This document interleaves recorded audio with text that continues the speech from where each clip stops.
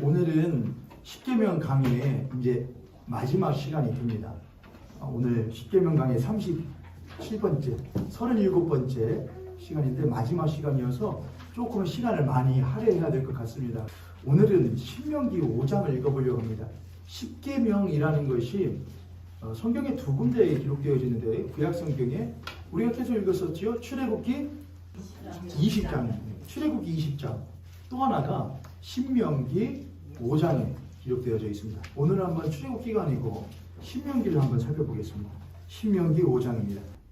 앞부분하고 뒤부분만 좀 읽을 겁니다. 신명기 5장 1절부터 6절까지입니다. 신명기 5장 1절부터 6절까지 제가 한 절, 여러분이 한 절 교독하여 읽도록 하겠습니다. 모세가 온 이스라엘을 불러 그들에게 이르되 이스라엘아, 오늘 내가 너희의 귀에 말하는 규례와 법도를 듣고 그것을 배우며 지켜 행하라. 우리 하나님 여호와께서 호렙산에서 우리와 언약을 세우셨나니 이 언약은 여호와께서 우리 조상들과 세우신 것이 아니요, 오늘 여기 살아있는 우리, 곧 우리와 세우신 것이라. 여호와께서 산이 불 가운데서 너희와 대면하여 말씀하시되 그때에 너희가 불을 두려워하여 산에 오르지 못하므로 내가 여호와와 너희 중간에 서서 여호와의 말씀을 너희에게 전하였노라. 여호와께서 이르시되 나는 너를 애굽 땅 종되었던 집에서 인도하여오는 너희 하나님 여호와라. 아멘. 기독교에서 말하는 힘을 내라는 건 세상에서 힘내, 잘 될 거야, 괜찮아, 잘 될 거야, 그것하고는 전혀 다릅니다. 기독교에서 말하는 힘내라는 것은 어떨 때는 사람들이 그런 말도 하더라고요. 막 힘들어가지고 있고 우울해서 있고 고통스러워서 있는데 다른 사람들이 와서 뭐하라는 말조차, 힘내라는 말조차 왜 그럴까요? 그것은 아마도 거기에는 때로는 전하는 사람이 마음을 전심을 다해서 전할지라도 듣는 이들이 받아들일 수 없는 마음의 상태이기 때문에 그런 것도 있겠지만, 또 한편으로는 내용이 없는 그냥 잠깐의 위로로서의 힘을 내라는 말처럼 들려지기 때문에 그럴 수도 있죠. 기독교에서 말하는 힘을 내라는 건 그런 것이 아닙니다. 거기에는 분명한 내용이 담겨져 있고 힘이 담겨져 있죠. 그게 뭐냐면 주님이 당신과 함께 하시니까 힘을 내십시오, 주님이 힘을 주실 것입니다 라고 하는 분명한 내용이 담겨져 있죠. 이 자리에도 여러분 고난 가운데 있고 역경 가운데 없는 사람은 없습니다. 다 있으실 거예요. 그러나 그 고난과 역경이 여러분의 잘못 때문에 왔는지도 모르고 또한 누군가의 잘못 때문에 왔는지도 모르죠. 그러나 그 모든 고난과 역경 가운데에서 우리가 가져야 될 자세는 주님이 손잡고 계시니 내가 이 가운데에서 혹 내가 잘못하여 이 고난이 나에게 왔다면 주님 깨닫고 돌이킬 수 있게 해주시옵시고, 이것이 내가 연유한 것이 아닌데 불현듯 나에게 찾아온 고난과 역경이라고 한다면 이 가운데에서 또 주님 나와 함께 하심으로 말미암아 내가 넉넉히 이길 수 있다는 것을 믿으며 나아갈 수 있게 주님 힘을 주십시오 라고 기도하는 것이 그리스도인들의 자세이라고 생각을 합니다.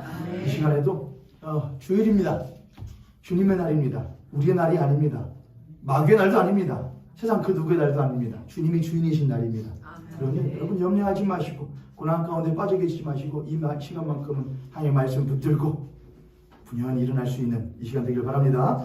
자, 오늘 드디어 십계명 강의 37번째이고 에필로그입니다. 에필로그, 프롤로그 제가 좀 멋있게 하려고 쓰는 말이에요. 그냥 들어가는 말 나가는 말 정도로 하면 돼요. 프롤로그는 이제 들어가는 말이고 에필로그 하면 나가면서 하는 말 이런 겁니다. 근데 좀 멋있게 보이려고 좀 째내 보려고 에필로그 해봤습니다. 다음에 우리나라 말 써야겠어요. 그냥 나가면서 이렇게 해야겠어요. 이제 마무리를 좀 지어보려고 하는데 오늘 또 다음 시간까지 할 수 있다면 2시간에 걸쳐서 십계명 강의를 이제 마무리를 해보려고 합니다. 꽤 오랜 시간 해왔지요. 그래도 다른 강의들에 비하면은 그렇게 많은 횟수를 차지한 것 같지는 않지만 사실 십계명을 이해하는 것은 굉장히 우리들의 삶에 있어서 중요하다고 할 수 있어요. 오늘 우리들이 읽었었던 십계명 가운데 신명기 5장 말씀에 보면 1절부터 우리들이 6절까지 읽었는데 거기에 보면은 이렇게 쓰여 있습니다. 신명기 5장 6절 말씀 한번 읽어보시겠어요? 6절 시작. 나는 너를 애굽 땅 종되었던 집에서 인도하는 내 하나님 여호와. 다시 한번요. 시작. 나는 너를 애굽 땅 종되었던 집에서 인도하는 내 하나님 여호와. 이것은 십계명의 맨 처음의 전제예요. 신명기 5장 1절부터 6절은 십계명을 주시는 하나님이 왜 이 계명을 주시는가에 대한 전제가 들어가 있는데, 우선은 두 가지가 전제 있는데, 먼저는 십계명을 주시면서 나는 너희를 애굽 땅 종되었던 곳에서 건져낸 여호와라 이렇게 하셔요. 그러니까 너희들이 지금 어떤 상황에 있었는지를 기억하지 않고 염두하지 않고 십계명을 받을 수가 없다는 말씀입니다. 먼저는 너희들이 종되었던, 그리고 제일 지금으로 말하자면은 애굽이라고 하는 나라는 단순히 힘만 있는 나라는 아니었습니다.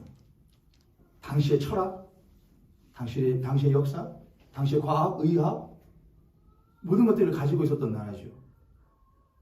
힘을 가지고 있었던 나라죠. 그게 힘이었죠. 그 애굽 땅. 다만 가장 힘 있으신 누구를 제외하고 하나님만을 제외하고 모든 것들을 가지고 있었던 곳이 애굽이라고 할 수 있었을 거예요. 애굽하면 우리들이 생각하는 가장 먼저 떠오르는 구조물이 있는데, 건축물이 있는데, 그게 뭐냐면은 피라미드죠. 피라미드가 뭐 여러 가지 용도가 있다, 뭐 요즘에는 뭐 이렇게 말하더라고요. 하지만 그냥 일반적인 이해로는 가지고 있는 게 피라미드는 누구의 무덤이다? 바로의 무덤이다, 뭐 이렇게 말을 하고 있죠. 왕이 단 한 명의 왕을, 단 한 명의 사람을 매장하기 위하여 그 어마어마한 인력과 어마어마한 사람들의 희생을 담보로 하여 수많은 사람들의 힘과 생명과 노동과 가치와 삶을 다 버려 단 한 명의 죽을 자리를 만들어주던 것이 이집트의 가장 중요한 건축물 중에 하나인 피라미드였죠.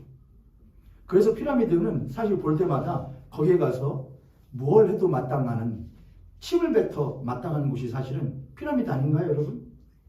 물론 우리가 다른 나라의 건축물이니까 거기 가서 침 뱉으면 절대 안 됩니다, 여러분. 이집트 가서요. 이 피라미드 하고서 뱉으면 여러분 금방 끌려가요. 다만 피라미드를 볼 때 우리는 이게 바로 뭐구나, 세상이라는 것을 우리는 알 수 있죠. 수많은 사람들의 삶을 송두리째 다 걷어 단 한 명에게, 그것도 단 한 명의 죽을 자리를 마련해 주는데 투자해 주는 것이 바로 뭐구나, 세상이고 애굽이구나 우리는 알 수 있죠. 그 하나님께서 나는 너희를 그 애굽 땅에서 못했다, 건져냈다라고 하는 말은 너희들이 애굽 땅에서는 수많은 사람들의 희생을 아랑곳하지 않고 단 한 명의 그것도 죽을 자리를 마련해 주는 것을 마땅히 여기던 그 세상에서 건져내, 그와는 전혀 다른 수많은 사람들을 위하여 단 한 명의 죽음으로 수많은 사람들을 무엇하게 하는, 살리며 또한 삶을 부여해 주는 것이 바로 하나님의 뜻이라는 것이 바로 이 말씀 한 구절에 들어가 있는 것이죠. 나는 너희를 애굽 땅 종되었던 곳에서 건져낸 자다. 너희들은 그곳에서 그렇게 사는 것이 마땅하며 나도 언젠가는 그 왕처럼 되기를 갈망하며, 그 왕이 수많은 신들을 섬기면서 그렇게 되었다고 한다면, 나도 그러한 신들을 섬긴다면 언젠가는 나도 그 왕처럼, 아니면 그 왕의 밑에는 어떤 한 자리라도 차지할 수 있을 것이라는 소망을 갖고 살아가는 이들을 그들로부터 무엇하여 건져내, 그런 생각으로부터, 가치로부터, 사상으로부터 건져내. 그렇지 않다. 우리를 건져내신 하나님은 수많은 사람들을 못하기 위하여, 살리시기 위하여 가장 존귀하신 이가 자신의 목숨을 버리시는 것, 그것이 우리의 하나님의 생각이에요. 우리 하나님의 뜻이래요. 그 하나님 우리에게 주신 그 뜻이 어디 안에 담겨 있는 것이냐? 바로 십계명 안에 담겨져 있다고 하는 것이죠. 그렇다고 한다면은 우리는 그 십계명이 단순히 이 계명을 너희들이 지키면 나는 너희들의 뭐가 되고 하나님이 되고 너희들은 나의 백성이 되리라, 너와 내가 맺는 계약이다, 단순히 그 계약으로만 이해해서는 절대로 안 되겠죠. 아, 이건 하나님께서 나에게 복 받는 방법이구나. 이것은 하면은 하나님께 복 받을 수 있는 방법이 이 십계명 안에 담겨 있는 것이구나 라고 이해해서는 절대로 안 되는 거예요. 이 안에는 아까 말했던 것처럼 하나님께서 이 세상과는 다른 나라, 다른 생각, 다른 가치, 다른 삶을 부여하시기 위한 것이 바로 십계명 안에 담겨져 있다는 거예요. 제가 반복적으로 계속해서 말씀을 드리죠. 삶이에요. 가치예요. 생각이에요. 그게 이 십계명 안에 담겨져 있다고 하는 것이죠. 하나님은 뜻을 가지고 계셔요. 그리고 그 뜻을 십계명 안에 담으시고 그 십계명을 통하여 자신의 백성들과 함께 뭘 맺으냐? 언약을 맺으셔요. 이 말씀에 보면 그렇게 써 있죠. 신명기 다시 5장 1절부터 한번 읽어보겠습니다. 시작. 모세가 온 이스라엘을 불러 그들에게 이르되 이스라엘아 오늘 내가 너희의 귀에 말하는 규례와 법도를 듣고 그것을 배우며 지켜 행하라. 우리 하나님 여호와께서 호렙산에서 우리와 언약을 세우셨나니 이 언약은 여호와께서 우리 조상들과 세우신 것이 아니요. 됐습니다. 자, 됐습니다. 거기까지. 호렙산에서 지금 하나님께서 우리와 언약을 세우시는데 이 언약은 과거 우리 조상들과 세우셨던 언약이 아니라고 그래요. 여러분, 근데 제가 십계명 강의 쭉 하면서 그런 말씀 몇 번 말씀드렸죠. 여러분, 이 십계명을 온전하게 이해하려면은 이 언약을 제대로 이해하려면 어디로 가야 됩니다? 창세기로 가야 됩니다. 이 언약은 지금 처음 받은 것이 아니고 이미 무엇한 겁니다. 이미 받았던 겁니다. 제가 그랬잖아요. 근데 오늘 말씀에 보면은 이 언약은 우리 조상들이 받았던 그 언약이 아니요라고 말하죠. 그럼 아니, 제가 말했던 게 틀린 거네요? 여기서 말하는 이 언약은 우리 조상들이 받았던 것이 아니요라고 하는 예전에 우리 조상들이 받았던 그 언약이 잘못됐고 부정되어지는 것을 말하는 것이 아니에요.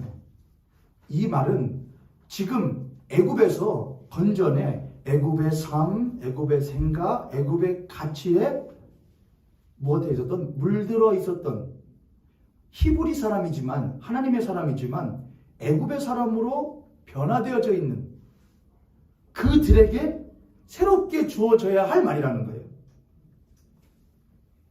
너희들이 우리 옛날에 조상들도 그 언약 받았었지. 하지만 그 언약은 이제는 별로 필요 없는 그냥 전에 내려오는 구전과 같은 거야, 전래동화 같은 거야. 우리의 실제의 이 삶에는 아무런 능력도 이루어질 수가 없는 거야라고 여기는데 이 언약은 너희들이 구전처럼 여기든 전래동화 따위로 여겨지든 나 주일학교 다닐 때는 신앙 좋았어요. 예수께로 가면 나는 기뻐요. 걱정 의심 없고 했었죠. 우리 엄마 아빠가 알려줬어요. 목사님 알려줬어요. 그런데 중학교만 가도 고등학교만 가도 대학교만 가도 삶의 현장으로 들어서면은 예수께로 가면 절대로 할 수 없다는 걸 내가 알았어요.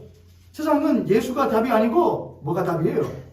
세상은 돈이 답이에요. 사람이 답이고 친구가 답이고 결국엔 나의 행복이 답이라고 말하는 사람들 있어요, 없어요, 여러분?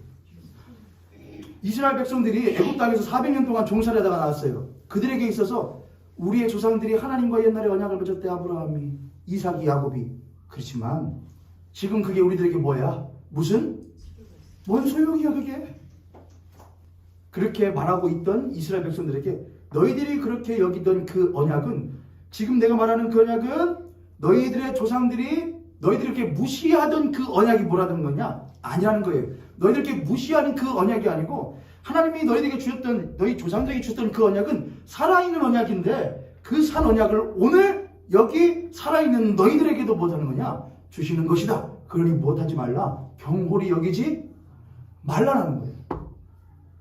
너희들이 애굽 땅에서 바로 왕 앞에 밑에서 종살이 했다고 살아계신 하나님이 계시지 않는다고 말하지 말라 이거예요. 너희 바로의 채찍질과 바로의 강한 노역과 힘 아래에서 살았다고 하여 살아계신 하나님이 계시지 않는다고 말하지 말라 이거예요. 연진이가 있다고 하여, 연진이 누군지 아세요 여러분? 더 글로리라는 영화 그 드라마 있잖아요. 거기 보면 그 학폭 가해자 중에 한 명이 연진이에요. 이름이. 연진이가 이제 학폭 가해자죠. 연진이가 위에서 막 깔아오르려고 하여 정의가 없다고 생각하지 말라 이거예요. 근데 우리는 대개는 잊어버리죠. 야, 정의 그런 게 어딨어.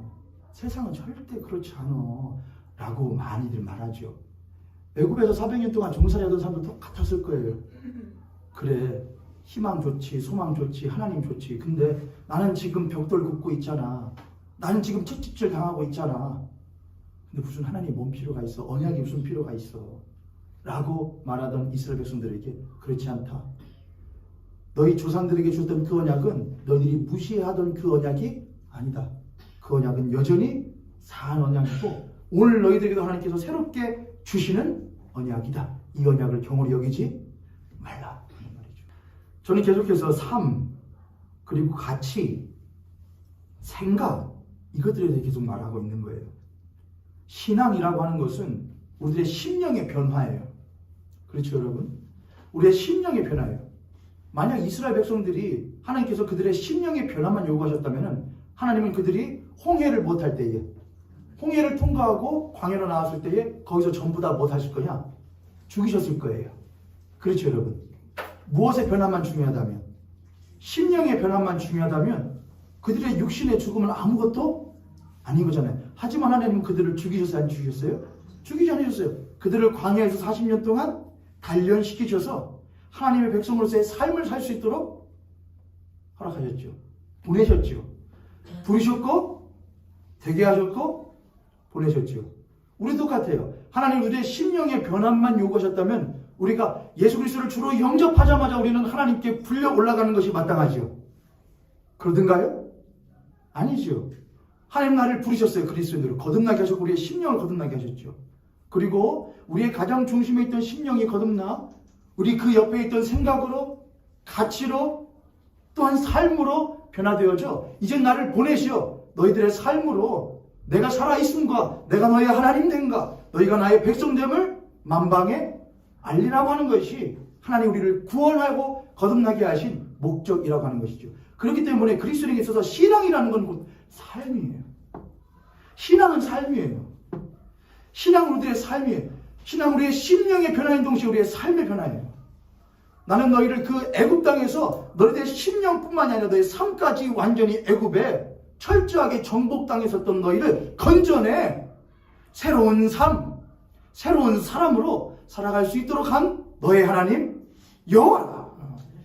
할렐루야. 아멘. 그 하나님은 여전히 이 시간에도 살아계셔서 우리와 함께 하셔요. 그리고 우리에게도 말씀하실 거예요. 여러분에게 애굽이 어딘지 모르겠습니다. 애굽도 있죠. 여러분 나름대로 애굽이 있으실 거예요. 회사가 애굽이신 분들도 계실 거예요. 직장 애굽이신 분들도 계실 거예요. 가정 애굽이신 분들도 계실 거예요. 교우관계 또는 가정 안에서의 관계가 애굽이신 분들도 계실 거예요. 그 가운데에서 하나님이 어디 있어? 신앙생활은 여유 있는 사람들이 하는 거야. 그런 이들이 하나님께서 모세를 통하여 말씀하셔요. 이 언약은 지금 여기 살아있는 우리, 곧 우리에게 하신 것이다. 이 언약은 지금 여기 곧 당신에게, 곧 나에게 주시는 언약이라. 할렐루야. 그걸 받는 이들은 맞습니다. 당신은 나를 그 애굽 땅에서 충분하게 건져내실 수 있는 분이시고 이미 나는 건져진 자입니다. 하나님 비록 내가 애굽처럼 여겨지는 것에 핍박당하고 눌려진다 할지라도 이미 나는 부름받은 자로서 이제는 내가 아니고 나와 함께 하시는 하나님과 더불어 살아가고 있는 하나님의 사람을 잊지 않게 하여 주시옵소서. 그것이 20계명을 온전하게 살아가는 삶의 변화를 가진 그리스도님을 믿으시기 바랍니다. 아멘. 할렐루야. 아멘. 우리 옆에 손이 같은 손이 보시고 우리 그렇게 한번 고백하겠습니다. 당신과 나는 든든한 백이 있습니다. 한 분 웃으시네. 우리 든든한 백이 있죠, 여러분. 뭔 백이 있어요, 여러분? 우리 특히 여자분들 말씀 보세요. 여러분 백 있으셔요? 백 있으셔요, 백? 제가 장로님 그거 하실 줄 알았어요. 그 백 어디 거예요, 권사님? 장로님 백 들으셨잖아요. 어디 거예요, 그거요? 아니 장로님 그렇게 자신 있게 드셨으면 적어도 저기 샷땡이나 뭐예요? 루땡이나 뭐 그런 거 좀 사셔야 이거 내가 사준 이거 내 안에 백입니다. 딱 이렇게 자 이거 아무것도 없는 백 하시면 뭐 있잖아요, 장로님. 우리 아내분들 말씀해보세요. 여러분 집에 백 하나씩은 다 있으시잖아요. 그죠? 샷땡도 있고 루땡도 있고 샤넬 말고 샤넬. 루이비통 말고 루이비땡 뭐 이런 거. 짝퉁. 그죠. 그거 얘기해 드릴게요. 질병통제제어센터, 질병통제예방센터가 미국에 있어요. CDC라고 하는데 그 질병통제예방센터가 1975년에 창립된 이후로 계속해서 미국인들을 대상으로 미국인들의 건강 상태를 확인하고 검사하고 또한 검토해보고 했대요.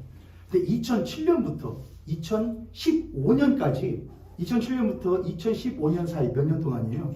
8년이잖아요. 그 8년 동안에 15세부터 19세 미국인 여자들, 미국인 여성들 15세부터 19세 여성들의 자살률 비율이 10만 명당 2.4에서 5.1로 증가했대요. 얼마나 증가한 거예요? 2배 넘게 증가한 거죠. 여러분, 뭐 10만 명당 뭐 그러면 좀 별거 아니네 하지만 10만 명이니까 미국인들이 몇 명인데요? 몰라요. 어마어마하다 이거죠. 그러니까 이상하다. 왜 2017년부터 15년까지 그랬을까? 또 15세부터 19세예요. 애들이잖아요. 12세부터 14세까지는 자살률이 3배가 증가했대요. 그래서 이 사람들이 왜 그러지? 라고 생각을 했는데 그 가운데서 추측성 말들이 나오는 게 뭐냐면 혹시 이 자살률이 2007년부터 2015년에 뭐가 있었길래 그랬는가 사람들이 생각해다 보니까 혹시 이 자살률이 급격한 자살률이 SNS와 관련 있는 건 아니냐라는 말들이 가설이 나오기 시작했다. 근데 어떻게 그걸 검증할 수가 없었던 것이죠. 근데 이후에 그 당시에는 페이스북이 아주 막 그러니까는 하면서 근데 실제 봤더니 페이스북의 창립자가 마크 저커버그라는 사람인데 저커버그나 뭐나 이름도 희한하게 생겼어요. 보는데 그런데 그 사람에게 페이스북 회사 안에 운영진들 가운데에 보고가 이미 올라갔다는 거예요. 이 페이스북에 이러한 것들이 사람들의 급격한 자존감의 하락과 아주 급격한 우울증을 야기시킬 수 있다는 보고가 이미 올라갔다는 거예요. SNS에 한 페이스북이라는 SNS가 있는데 거기에 창립자에게 근데 그거를 못했더냐 묻었다는 거예요. 왜 그랬을까요? 그 사람들은 별로 관심이 없거든요. 밖으로는 뭘 하죠. 선행하고 뭐 하지만 실제로 주는 거에선 관심이 없어요. 왜요? 그것이 자신들의 뭐이니까. 돈벌이기 때문에 그래요. 우리나라는 안 그럴까요? 저희 아내가 가끔 인스타그램이라는 거를 했어요. 그러면서 이제 저도 그럴 때 뭐 할 때 중에 뭐 이제 누가 어떻게 사는지 뭐에 관심인지 볼 때는 좋아요. 근데 저렇게 가만히 이렇게 옆에서 보고 있거나 아니면 보면은 거의 다 내가 어떻게 살고 있는지예요. 내가 어디를 갔다 왔는지, 뭘 먹었는지, 어디서 잤는지 그거예요. 근데 제가 생각했어요. 거기에 나 흉간 아니지. 나 민박집 갔다 왔다는 인스타그램 있느냐? 없어요. 나 어디 5,000원짜리 기사식당 가서 백반 먹었다 그런 말 있느냐? 없어요. 왜요? 그런 말 올리면 뭐라고 하는 게? 야, 그거 뭐 별거라고 그렇게 하거든요. 좀 이상한 오기가 생겨요. 제가 만약에 인스타그램 했으면은 맨 뭐 기사식당 가고 5,000원 가서 나 이거 먹었다. 그게 뭐냐 그게? 뭐? 이건 밥 아니냐? 이게 애국이에요. 제가 어저께 이 이야기를 제 아내한테 했더니 아내가 어저께 저녁에 그러더라고요. 여러분, 당신이 그 얘기하니까 갑자기 생각나는데 인스타그램에 아주 유명한 20대 떠오르는 어떤 스타가 있대. 인스타의 스타. 일반인인데. 근데 아주 막 잘 나왔대요. 근데 그 사람, 여자 청년인데 최근에 고백을 했대요. 내가 이걸 하면서 겉으로는 굉장히 호화로운 삶을 사는 것처럼 보여줬는데 실제로 나의 삶이 얼마나 우울했었고 힘들었고 자려는데 몰라요? 그거 많이 보면 알겠는데. 연예인들 맨날 만하잖아요. 연예인들 사건 맨날 터지잖아요. 걔들이 이쁘게 꾸미고 이쁘게 춤추면은 그게 진짜 이쁜 거예요? 다는 아니겠지만 거의 그렇지 아니라고 확신합니다. 저는 앞에 서봐서 알아요. 앞에서는 제가 면도도 하고 말끔하게 입고 하고 있지만은 그걸 유지하는 게 쉬울까요, 여러분? 저희 장인어른께서 저희 장인께서 저를 그런 분은 제일 잘 이해해 주셔요. 저를 목사로서 봐주시기보다도 한 사람으로 봐주면 참 좋아요. 이보게 노서방, 자네가 목사라서 그 목사 자리 유지하는 것이 얼마나 힘들겠는가. 볼 거 안 봐야 되고 먹을 거 안 먹어야 되고 가지 말 거 가지 말아야 되고 이 제약받는 것이 얼마나 힘들겠는가. 물론 하나님을 섬기니까 하나님으로 인해서 행복이 있긴 하겠지만 그걸 유지하는 것이 얼마나 힘들겠는가. 당신 하나님은 그럼 그 스트레스 어떻게 풀겠는가. 그런 말 좀 하셔요. 여러분들 목사님 그런 스트레스 안 받지. 그런 거 다 하나님 안에서 뭐 해버리지. 다 소화해버리지. 라고 생각하시면은 안 돼요. 저도 유지하는 게 힘들다 해서 그럴 때가 있죠. 그리고 저 또한 나는 어떻게 하면 조금 더 큰 교회로 조금 더 많은 성도들이 있는 곳으로 그래서 나중에 은퇴하고 난 후에 나의 삶이 조금 더 보장되어진 곳으로 갈 수 있을까라는 아주 썩어 빠진 생각을 가끔씩 조금이라도 제가 하면 안 돼요. 안 하려고 했어요. 왜냐하면 그게 애굽이거든요. 그게 애굽이에요. 애굽은 계속해서 하나님은 이스라엘 백성들에게 세 계명을 주시는 거예요. 너희들이 예전에 그렇게 무시했었던 그건 하나님 옛날 우리 엄마 아빠 때 얘기고요. 우리 엄마 아빠의 신앙이고요. 지금은 세상이 틀려요. 라고 말하며 조상들이 받았던 그 하나님과의 언약을 무시해버린 이들에게 그래 그 너희들이 무시한 언약은 끝났다 치자. 내가 이제 너희들에게 그 언약을 다시 못한다? 새롭게 준다. 이 언약은 지금 여기 살아있는 우리 너희들에게 주는 하나님의 말씀이다 하시는 거예요. 그러니 살아있으면 못하라는 것이냐? 들으라 이거예요. 산 자들은 들으라. 여기에 건진받은 자들은 들으라. 그 말씀이 바로 십계명이에요. 그래서 안타깝고 아쉽지만 십계명이 하나님의 말씀이 안 들려지는 사람들에게는 죽어도 안 들려져요. 그러나 어떤 이들에게는 그게 가슴을 막 두드려요. 가슴을 두드려요. 나 어떻게 갈 수 있을까? 어떻게 살 수 있을까? 그게 바로 십계명. 이제 우리는 그 십계명이 있었던 모세가 하나님이 모세를 통하여 하신 말씀 이 언약은 지금 여기 살아있는 우리 지금 여기 살아있는 우리 얘기해 주신 것이다 라는 말씀을 살펴보면서 십계명을 마무리를 지어보려고 해요. 먼저는 지금이에요. 지금. 여러분이 보고 있는 그 신명기에 있는 그 말씀에 지금이라는 말은 히브리어로 하욤 이렇게 합니다. 하욤. 하욤이라는 것은 하는 말하자면 영어로 말하자면 더 날. 욤은 날이라는 말이거든요. 욤, 날. 근데 이 욤이라는 날이 하나님께서 첫째 날 그때도 욤이거든요. 둘째 날 욤이거든요. 근데 그 욤이 우리가 생각하는 24시간의 그 날을 말하는 것은 아니에요. 창세기 때를 생각해 볼까요? 하나님께서 첫째 날에 뭐가 있으라? 빛이 있으라. 둘째 날에 또 뭐가 있으라? 뭐하든 나눠져라. 하나님께서는 날에 뭔가를 일하시죠.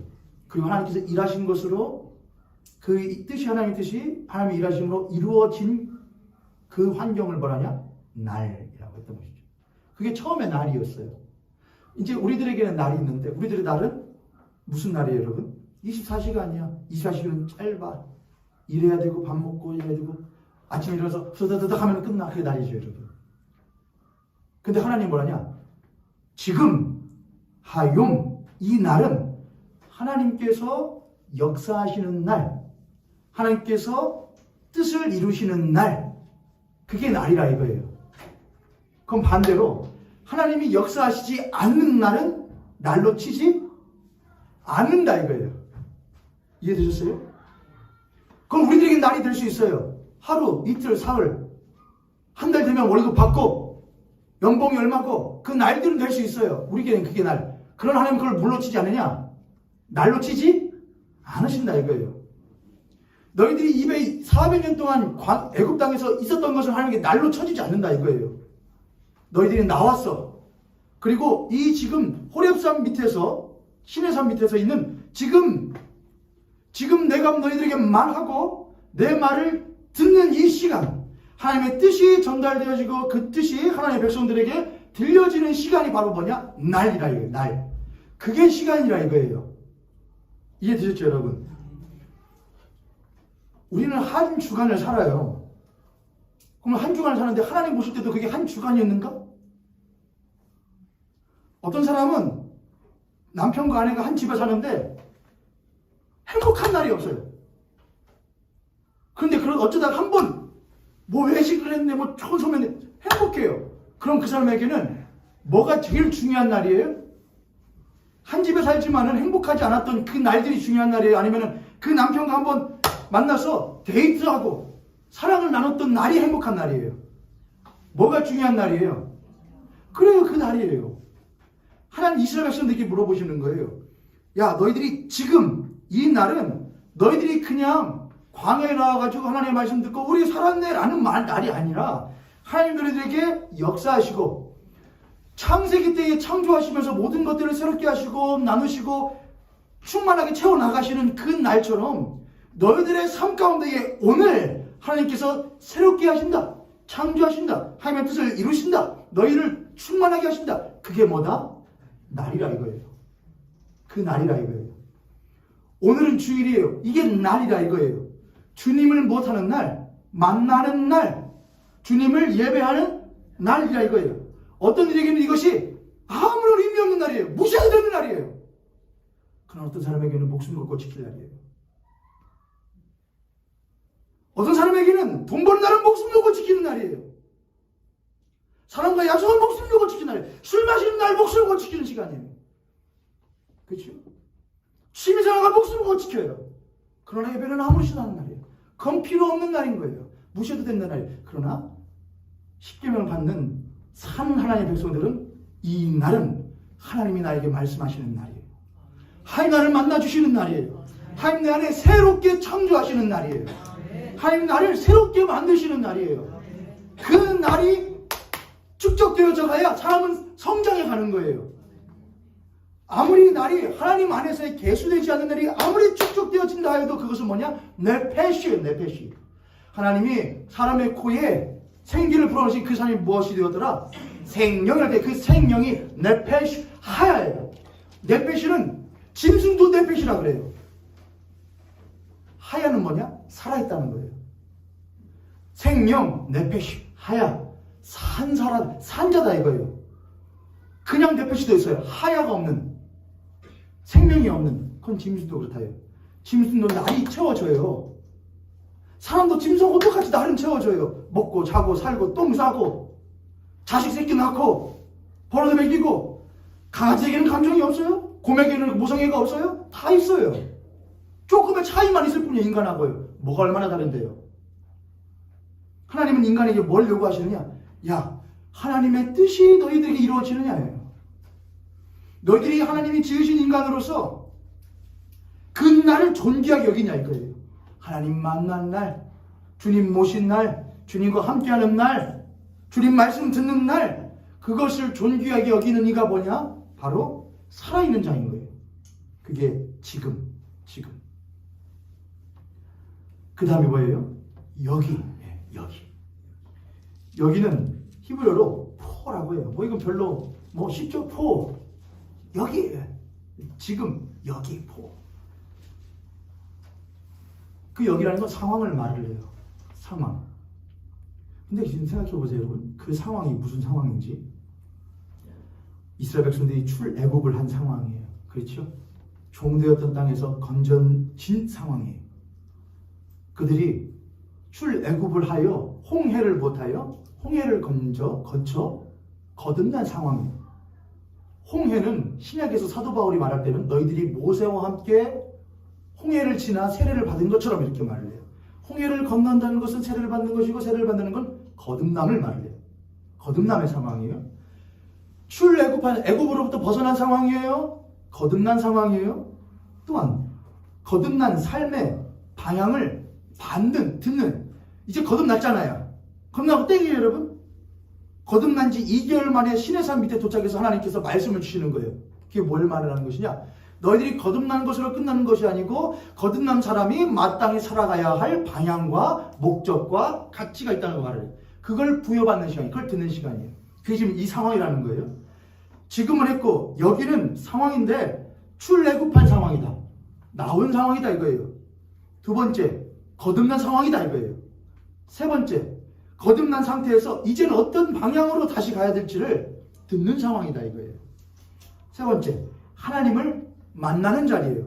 물론 이스라엘 백성들이 두려워가지고 하나님을 만나기를 거부하니까 누구만 올라가서 모세만 갔다 오지만 지금 아무튼 모세를 대표로 해서 하나님의 백성들이 하나님을 못하는 상황이냐? 만나는 상황이에요.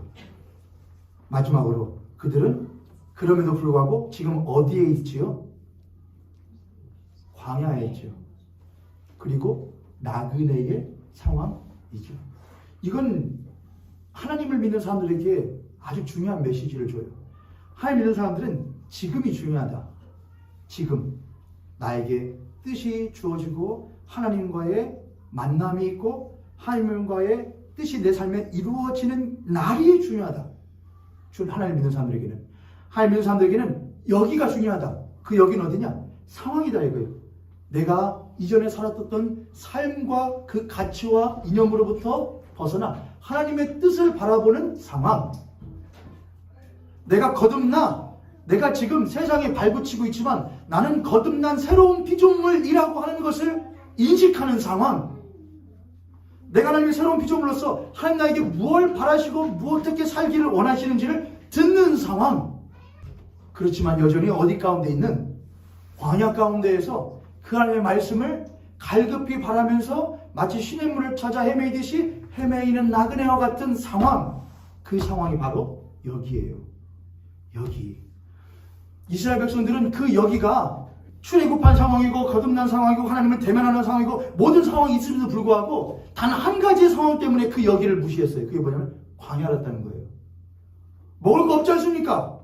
마실 거 없지 않습니까? 그럼 이 상황은 필요 없다는 상황이에요. 아까 지금하고 똑같죠. 하나님 내가 지금 이날 나한테 뭐가 좋습니까?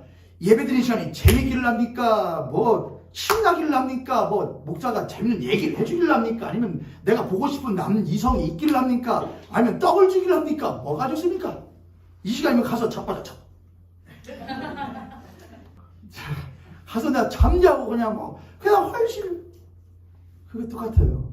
누군가에는 지금이 목숨 걸고 지키고 만나고 싶은 지금인 동시에 아닌 것도 있는 것처럼 어떤 얘기는 믿는다고 말하지만 그 상황이 어떤 생각이면 이 상황은 광야인 거예요. 그죠?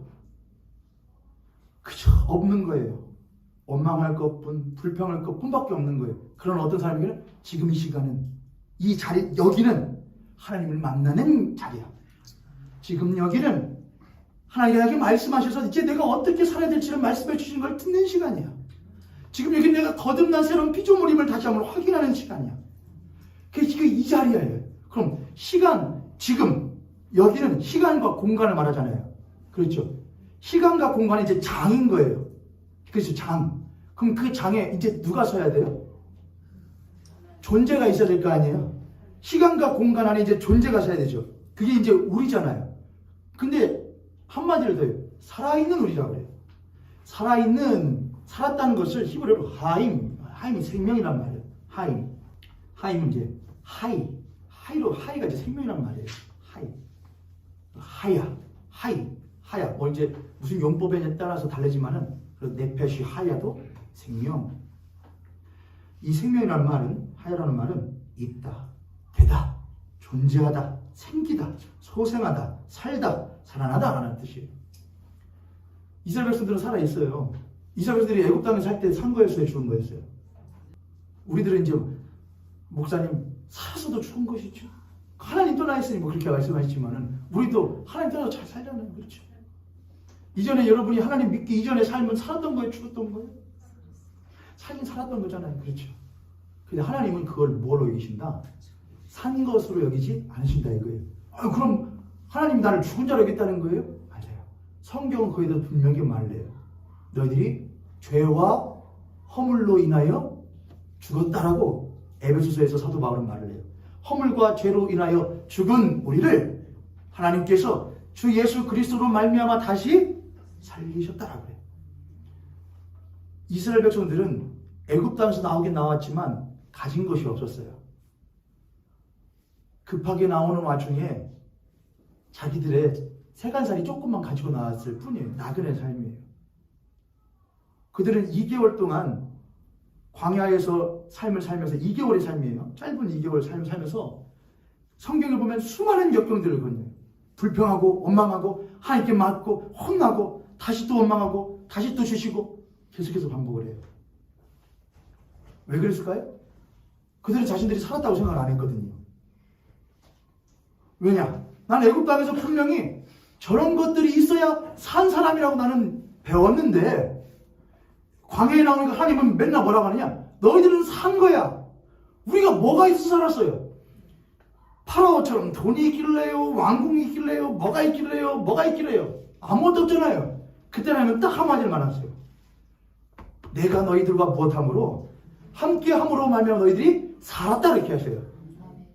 그게 산 거다 이렇게 하셔요. 근데 추가적이라도 그래요? 살았는 모양이다.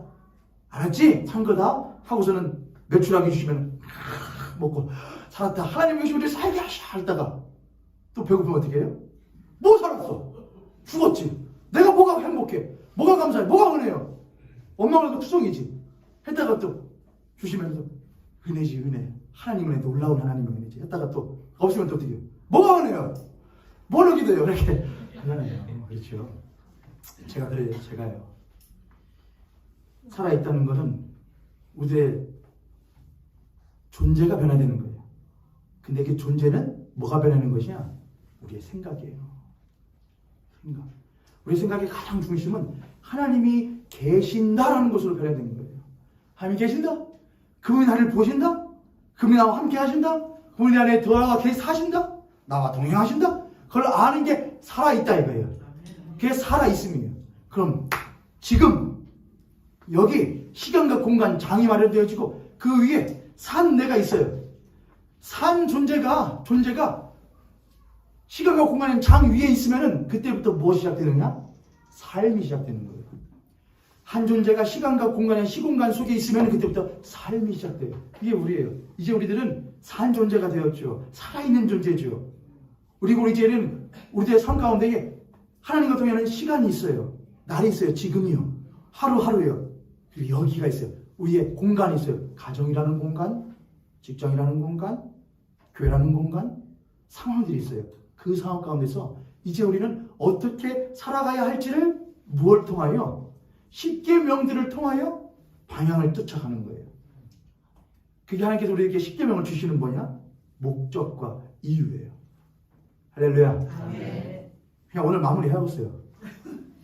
그 다음 뭐예요? 지금 여기 살아있는 우리라 그래요. 저는 이 말이 너무나 좋아요.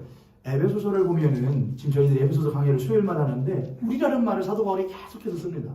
우리라는 말은 공동체를 말하죠. 이스라엘 공동체, 하나님의 백성, 건짐받은 백성들이었어요. 여기서 우리라는 말을 히브리어로 뭐냐면 콜이라는 콜이라는 게 부른다는 뜻도 다른 단어도 있지만은 발음만 같아요. 부른다 됐지만 콜이라는 건 뭐냐면은 전체를 말해요. 전체 모두. 그러면은 이 우리라는 것은 뭘 의미하니까? 가만히 생각해 보면은 제가 4가지로 한번 정해볼 수 있을 것 같아요.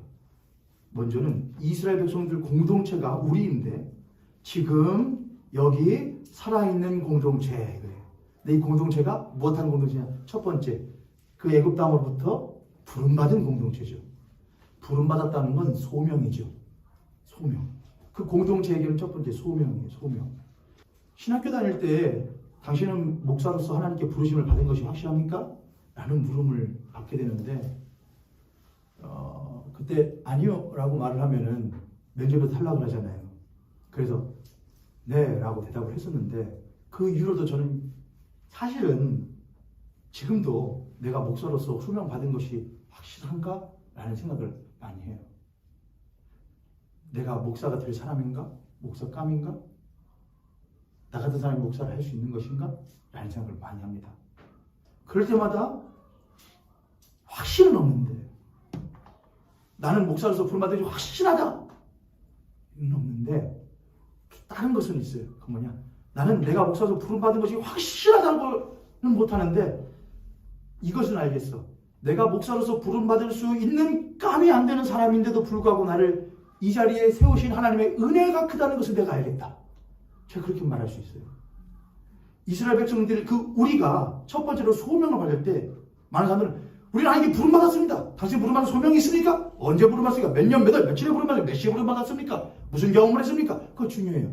그러나 그보다 더 중요한 것은 나는 어떻게 부름받았는지, 때론 나의 삶을 보면은 나 같은 죄인이 부름받은 하나님의 백성인지 헷갈릴 때가 많습니다. 그러나 그러면 그럴수록 나 같은 자를 그럼에도 불구하고 하나님께서 불러주신 그분의 은혜가 얼마나 큰지, 그분의 사랑이 얼마나 크신지는 내가 한없이 경험하게 됩니다. 그게 부름받은 소명이에요. 할렐루야. 아멘. 소명보다 더 중요한 건 그를 부르신 하나님의 은혜를 하는 것이 가장 중요해요.